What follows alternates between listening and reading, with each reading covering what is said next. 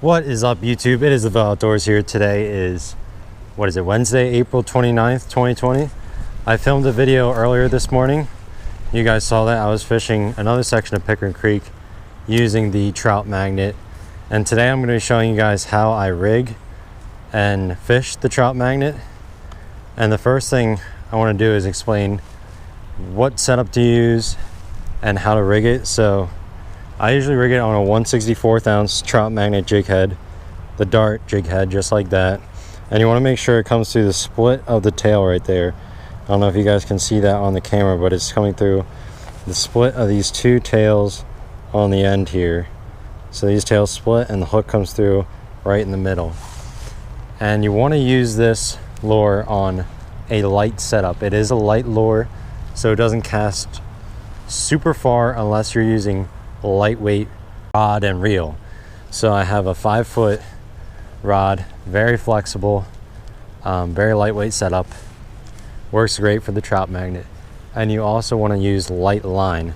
The Trout magnet doesn't cast very far on heavy line, so I would stick anywhere from 2 to 6 pound line. You might be pushing it with 8, but it might still be doable. But I would go no higher than 8 with the line. And right now I'm at this pool in front of me. I see some fall fish, maybe a trout mixed in there, but definitely some decent sized fall fish. So I'm gonna start out by fishing this spot. I'm gonna cast my Trout magnet at the head of the pool since the current is drifting downstream. So that way my Trout magnet gets through the whole entire hole. So we're gonna go upstream, and then as we reel it in, it's slowly gonna drift back downstream, and I got a fish on. Little fall fish. Thankfully it didn't make too much noise, so it didn't spook the fish that are there. So there we go, we got our first fish of the day. Nice fall fish on the golden black Trout magnet. See, it's got the horns on its head right there. That means it's spawning. Got the nice red on the gills. So definitely a spawning fall fish right here. All right, we're gonna go ahead and release this guy. And we're gonna go back in there and try and catch another one. Gonna release him closer to the water so he doesn't make so much of a splash going in. That way it doesn't spook the other fish that we were trying to catch out of here. Now when I'm fishing slow moving deep water with the Trout magnet, you don't want to just throw it out there just to throw it out there. You want to aim your cast to where you think the fish will be or around the fish. Most of the time, in my experience, if there's a fish there that's aggressive enough to bite, it will take it on the drop. That's what's happened in most of my experience fishing with the Trout magnet. But when you're fishing slow, deep water and you don't get a reaction bite, you want to reel it slow and steady. You don't want to just get that thing in as fast as you can. You want to slow roll it across the bottom, and then you'll get your fish. When I'm fishing current, I usually reel it in a bit faster because I don't want to get snagged on the bottom. Now that's different when you're fishing upstream or downstream from the current, but it's pretty much the same. You want to move it a little bit faster, that way your line isn't drifting where you don't want it to drift. I'm going to give those fall fish in that hole a bit of a break and move upstream because I know there's some better fishing upstream. I just got to walk a bit to get there. So that is what we're going to do right about now. Now, if you're fishing really deep water with the Trout magnet, like let's say 5 to 6 feet of water, freelining it and just letting it sink down isn't always going to get you to the depth you need when you want it. It's not going to get it in the strike zone as fast. So what you do then is you put a split shot. You don't need a super big one, just enough to get it down to the depth to where you want to fish.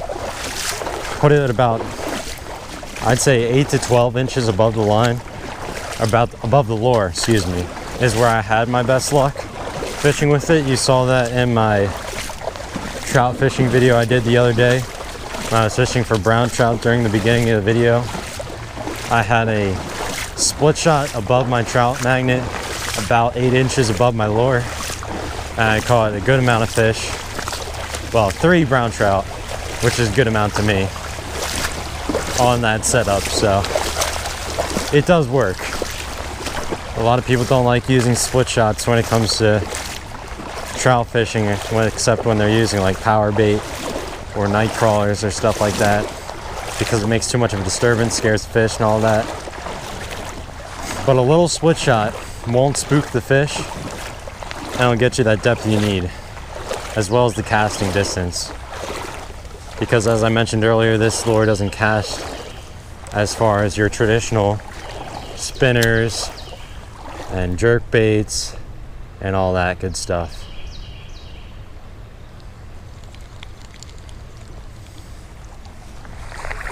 Guys, we got a decent fall fish right here. Oh, he's splashing. He's splashing. This is a nice male right here. Let's get him up here. There we go. There we go, guys. Nice male fall fish right there. He's got a little scar on his side there. Interesting. Nice fish. All right, we got our fall fish on hook. Let's let him go. Oh, there's a carp right there. Interesting. Oof. Guys, we got another. Looks like a female.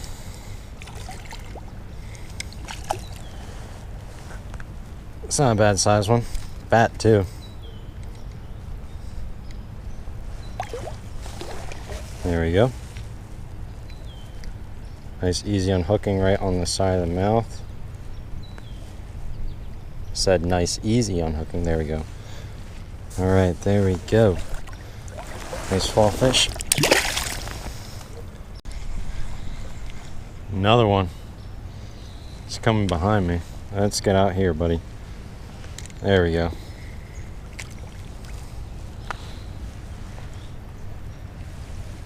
Nice. Another decent sized one. I think they get up to 18 inches. That's what I think the max, or around the max average is. There you go.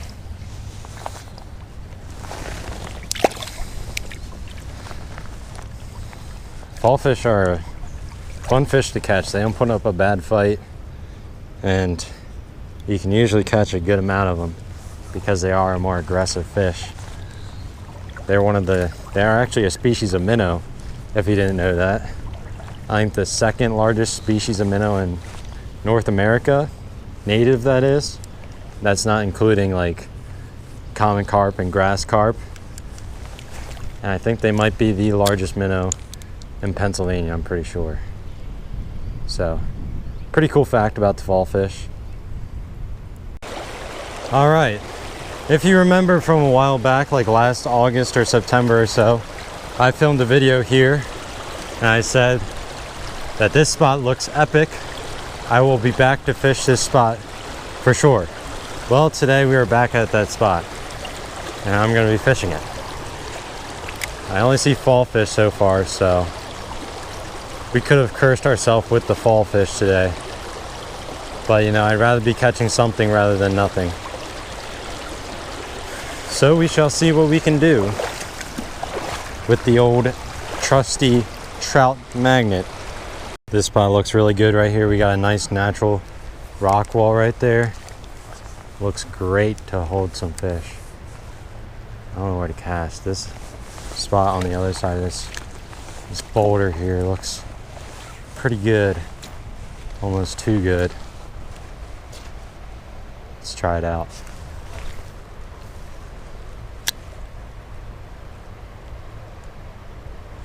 Bing. Ah, that's a dink. That's a dink. Not the size we're looking for, guys. Oh, he released himself. That's good. We need one bigger than that. Come on now.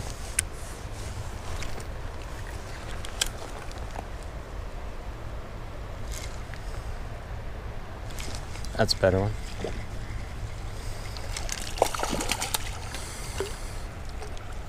Reel them up a bit more. There we go.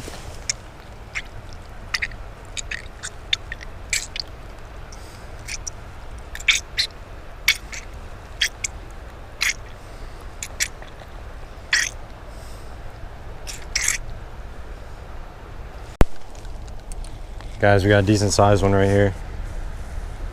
Decent sized fall fish. We got a smallmouth following it. Let's get this boat anchor up here. This one's a plump one.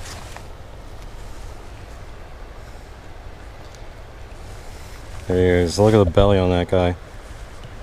Nice fish. Now that fish had a smallmouth following him. Let's see if we can get a smallmouth to increase the variety of today's video. Another one coming up. Another nice healthy male. Oof, that splash probably scared off a lot of them. There we go.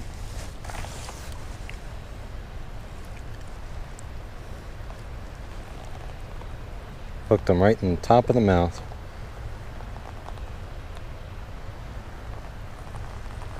These fish are pretty easy to hook because they have such fleshy mouths. They don't get off too easy. Oh, he just splashed me so bad. It's probably splashed you guys too. Fall fish. This one looks like it's got something funky wrong with its back. Let's get him up here. Ew. Fish fungus. Look at that. That's nasty. Let's get this guy unhooked quick. I don't want to handle this guy for too long. Weird. Now, one thing I forgot to mention earlier in today's video, and this sort of goes for all lures, is picking the color. When you have clear water like today, like crystal clear, you want to use natural colors like brown, black, white if you have like silvery-ish minnows in your area.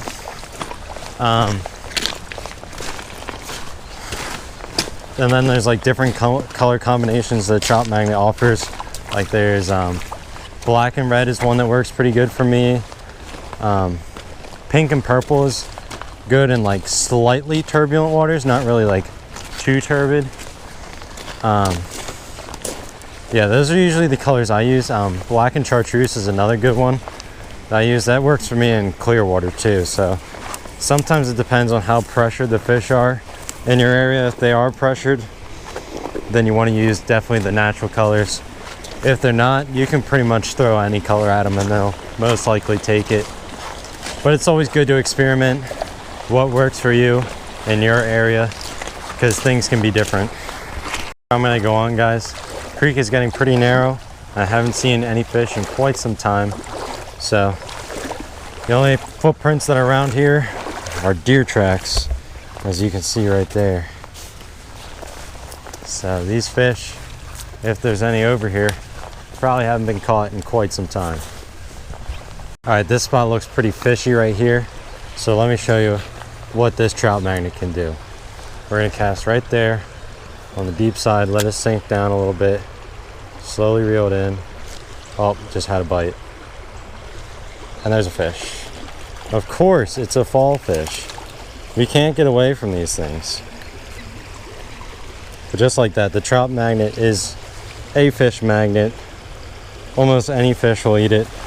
I've caught largemouth, smallmouth, fall fish, every species of sunfish. I've caught spotted bass. I've caught crappie. I caught catfish on Trout Magnet before. Like, this is truly a multi-species lure. And no, this is not a paid promotional video. This is just a lure I use a lot on my channel. I thought it would be a good idea to show how I rig it and how I fish it and how I catch my fish on it.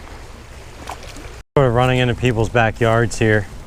So I'm gonna call it there, and that'll be it for today. Unfortunately, we were plagued by the fall fish, so we didn't get to catch as many species I would like to have. I did see a smallmouth. I couldn't hook a smallmouth, but we've hooked countless fall fish. I lost track of how many we've had today. So I'm going to begin my long walk back to the car, and I hope you guys enjoyed this video.